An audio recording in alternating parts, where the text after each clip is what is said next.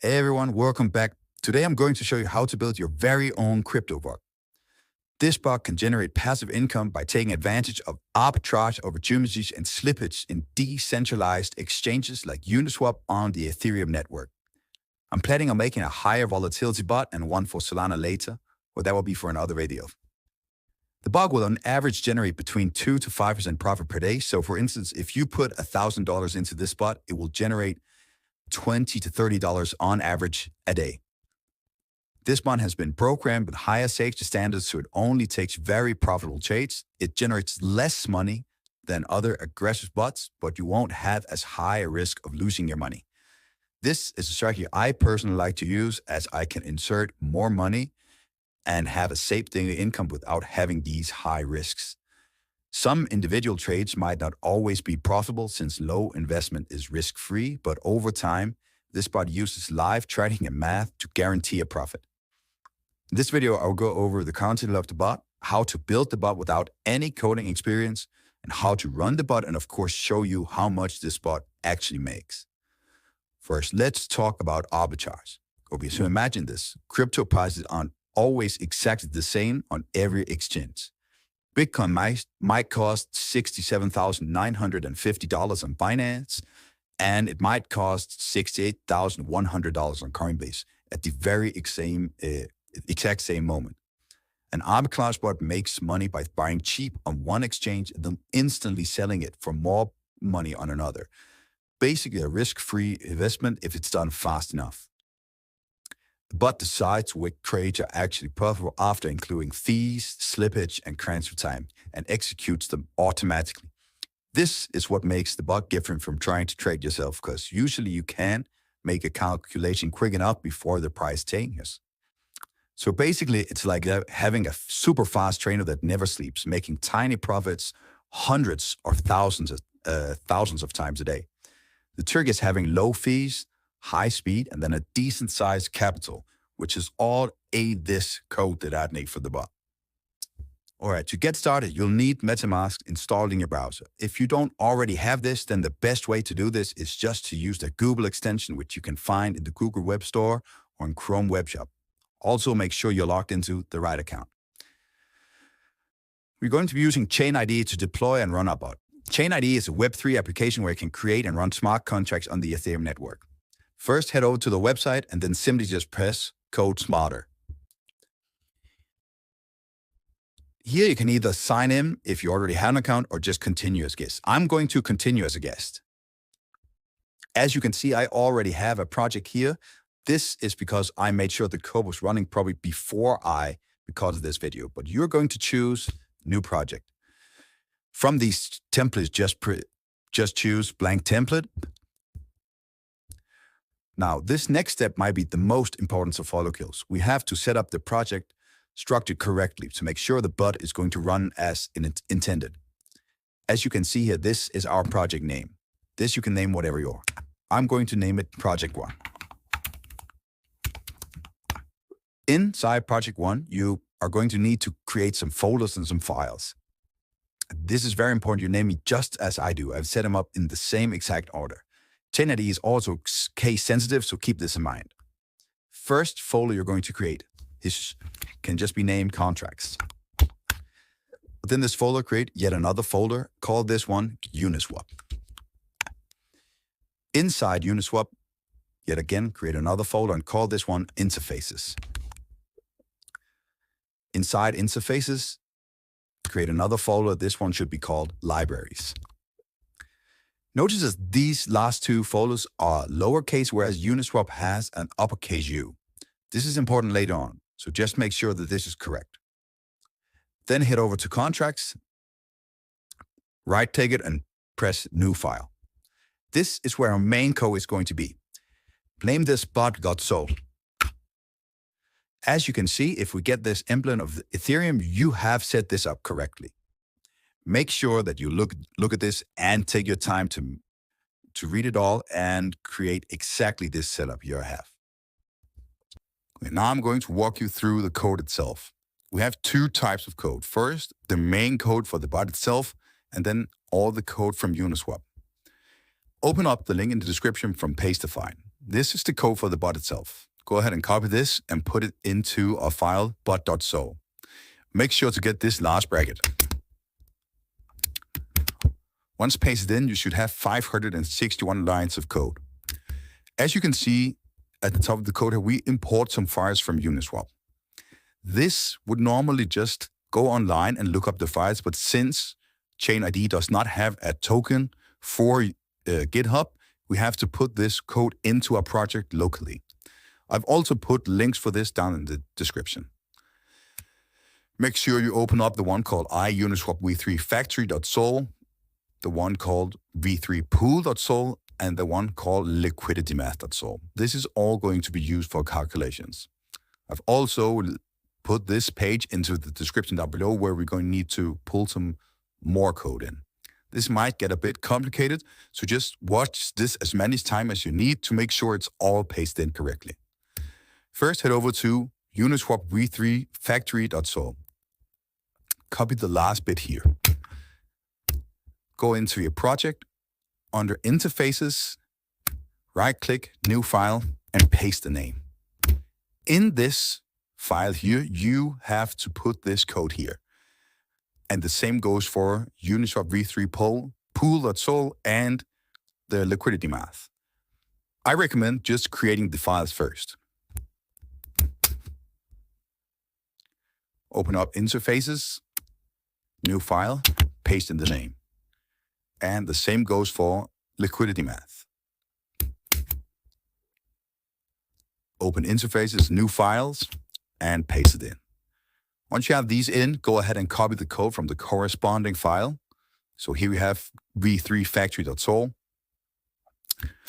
Copy everything and paste it into the one called factory.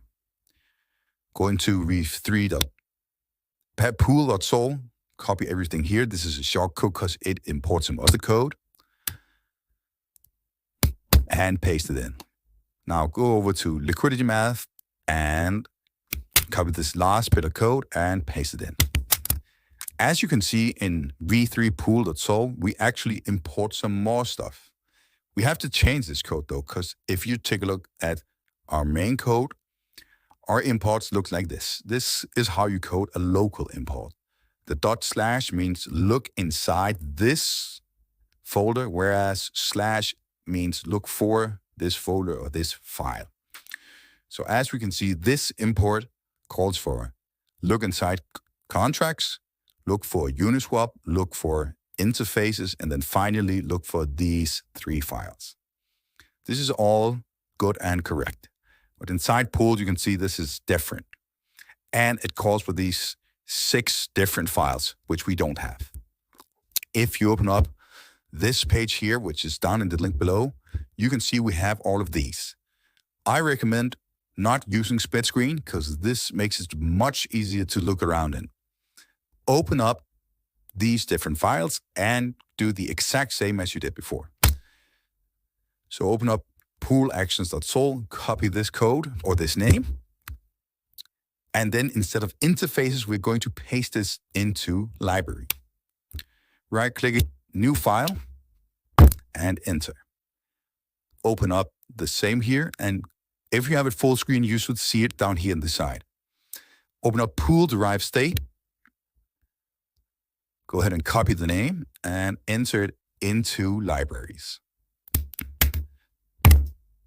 Repeat this process for the last 4 files. This might take some time, but it is very important to make sure this is all set up correctly. I'll show you how to test this after.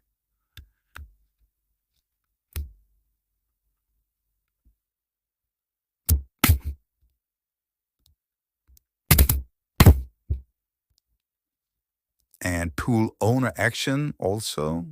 Go ahead and copy the name. Right-click libraries and file. Paste it in, and also here pool state, copy the name, and new file, paste it in. Now we should have 3 files here and 6 files here and a main code here. The way to check that this is all set up correctly is by closing the folders. If you close the folder libraries and the 6 files here disappear, then this is all correctly set up. If you go ahead and click on interfaces, these 3 should disappear. If you put it in some of the wrong files, you can just hold it and drag it wherever you want it to be. This is all set up correctly, so I won't change it all. This should be named in alphabetical order, so you can just go ahead and copy the code in. Make sure that it is the right code, though. So here we have pool actions.sol. Copy everything here. And pool actions here. Go ahead and find derived state. Copy all of this code and paste it into derived state. As you can see, the names on the files here match the name on the GitHub Uniswap code. But also make sure to just check this, because you have to make sure it's set up correctly. It should automatically put this in order, but just make sure it's ready, or you might have some trouble later on. Go ahead and copy this and paste it into pool here. Now pool owner action, copy this code again, paste it in. This might be a bit repetitive, but we need to have it locally because we don't have this access token. And now lastly, pool state, copy this and paste it in. Now, once this is done, your project is ready. As you can see, we have all of these files here in libraries, all of our code here in interfaces, and the code for bot in bot.sol. We still have one thing we need to fix though, which is if you head over onto Uniswap v3 pool.sol, this file right here, you can see the imports are wrong. We have to change this to this type of code. I like to do it such as this. Delete this, copy this first bit here, and just Control X. Then delete, type /. This means look into this folder, interfaces. What should it look for? It should look for libraries. So we type in libraries and it should look for this name. The reason why these names, I copy them and just instead of just typing them is, again, chain ID is case sensitive. So just go ahead and copy it. It makes it so much easier. Again, delete here, copy the name, delete the last bit, /. Again, type libraries / and paste the file. One thing to notice here is if you go past this and go back, you might accidentally copy the /. When you put this in, it might look like this by accident. Just go ahead and delete one of those. Then do it with this one.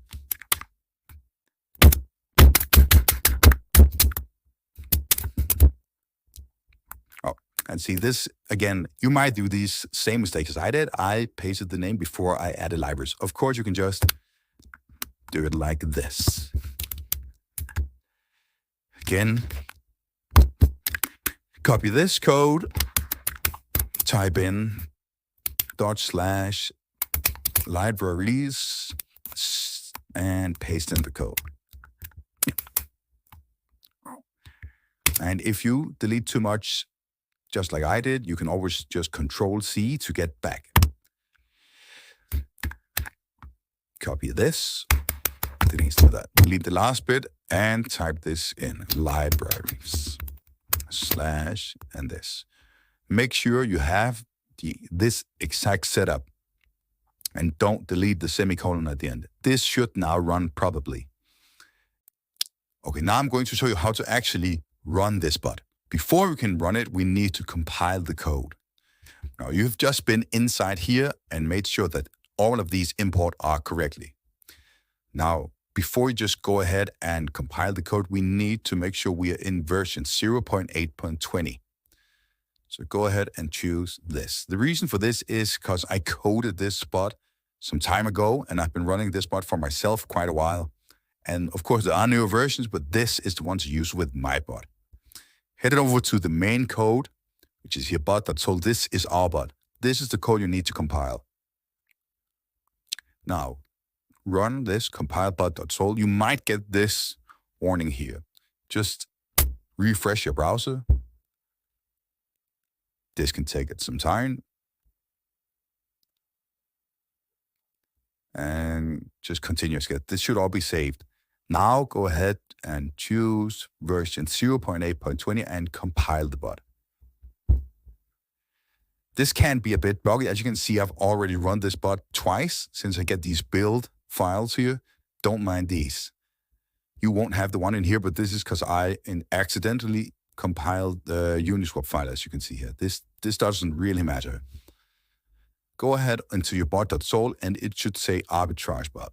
If it says anything else, go ahead and try again to compile it correctly. Make sure you stand in this file bot.sol when you compile it.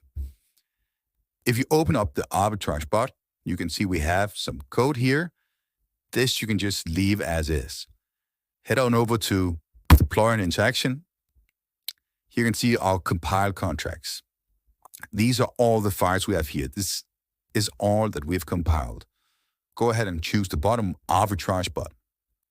Now, when we deploy, we need to connect our wallet. So I choose connect. You can either connect to a virtual machine. This is just for testing, or you can use injected Web3 provider. Here you're going to choose injected Web3 provider.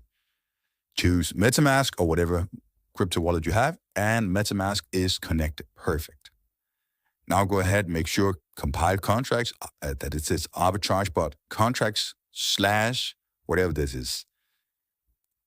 Press deploy. Should open up your MetaMask. This can take some time, but just let it load. When you do this, you need to connect your MetaMask to the smart contract. This is about $1 network fee, so make sure you have some money already loaded in your account. Press confirm, and again, your transaction was submitted. This might take just a second or two, but wait until this says your transaction was complete. You can see you get a notification down here, and this should change in just a minute. Your transaction is complete. Now you can just close this extension. As you can see down here, you have this interact button. Open it up and we get these 3 buttons you can press. I'm going to walk you through how to actually run the bot. Just make sure that all of this is done correctly and if you set it up correctly. You should open up your MetaMask just to see. Contract deployment, this costs some money. It might cost $5, $6 to actually deploy the contract. Next thing you're going to do is open up this window right here. This is the code itself, the contract itself. I'm going to copy this and open up Etherscan. Paste this in and make sure that the contract is here. As you can see, this has just been created a minute ago. Go ahead back to your chain ID. The next thing we want to do is fund the contract and then run it. This part I'm going to show you how to do next. Okay, now you have created the actual smart contract and connected it through your MetaMask. Next, you're going to fund it. As I said before, you have these 3 buttons over here: withdraw funds, search, and low-layer interaction. Right now, we're going to wait to use these because you have to fund the contract first. As I said earlier, go ahead and copy the address of the contract. As you can see, this is the contract right here. Right now, it has $0 in it. So you're going to need to fund this contract with some money.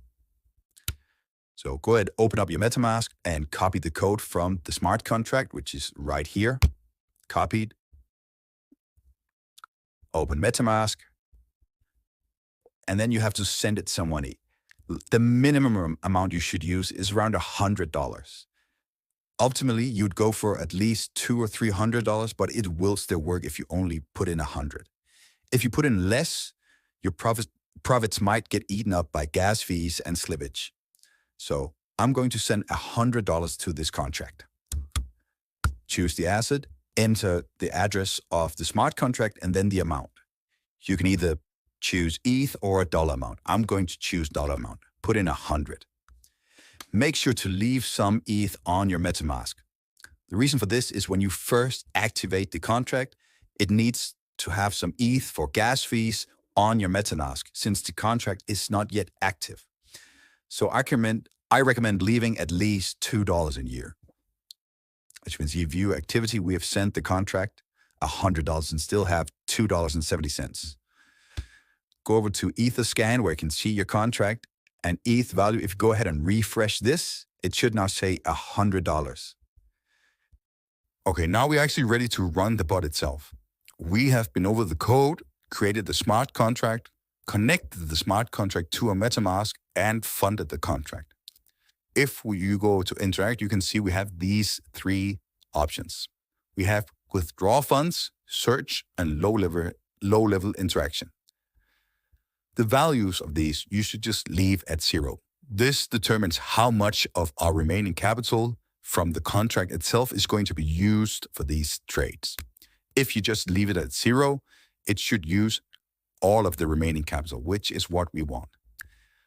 Withdraw funds is always going to withdraw the funds from the contract back into your MetaMask. If you want to test this first, you can go ahead. You just have to fund the contract again. You can just press submit and it automatically open up the window where you can see the MetaMask. You can go ahead and confirm it here if you want. If we want to search or actually run the contract itself, my bad, you're going to head over to search. Again, leave this value at 0 and press submit. This is going to search the different exchanges and actually begin trading. If I press submit, you should see it opening up the MetaMask window. As I told you earlier, you need to have some amount of money in the contract itself to cover the gas fees for the contract creation. We already created the contract, but the first time you run it, it has to have some amount of Ethereum in your account, your MetaMask account, to cover the gas fees. It's only 60 cents, as you can see here, but I would recommend leaving up to $5 for this. Go ahead and press confirm. You see your transaction was submitted. As soon as this goes to your transaction is complete, as it did right there, the contract is now active. Go ahead and close the extension, and then we're just going to have to let the bond run for a day or two. Okay, now as you can see, it's been around 1 day ago since we created and ran this contract. We started off with $100.18, and we are now at $103.94. This is pretty good considering we only put in $100, which is the minimum for it to be working correctly and guaranteeing a profit. If we have put in more money, $200, $300, or even more, you would expect these kind of results every single day. If you only put in $100, you might only make $1, or you might even make 50 cents on just 1 day. But over time, this bot will guarantee a profit since it uses math and coding to make sure it's only profitable. Now, this is pretty good. Put in at least $100, put in more, get these results. It's a quick, easy way to make some passive income, and it requires almost 0 coding skills. Thank you guys for watching. This is all for this video. I'll go over some different bots, either on Solana or making some more aggressive bots. This is, as I said early on in the video, a pretty safe bot, but I'll go over some of my more aggressive bots that I personally use in some other videos. Like and subscribe to see more type of this content. I hope you enjoyed.